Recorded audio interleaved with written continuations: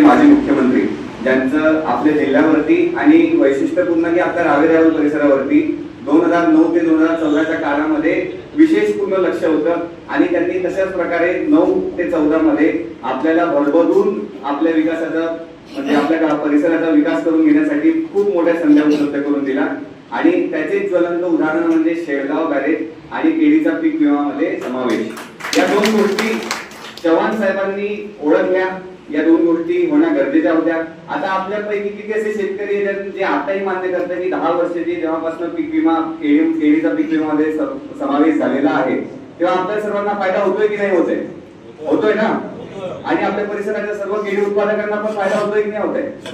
मग त्याबद्दल प्रतिनिधी म्हणून दादांनी कृतज्ञता त्यांच्या कार्यक्रमाचं व्यक्त केलीच होती, पण आपला रावेर यावल आणि चोपडा हा जो बेल्ट आहे तो केळी प्रधान बेल्ट जो मानला जातो, तर या केळी प्रधान बेल्ट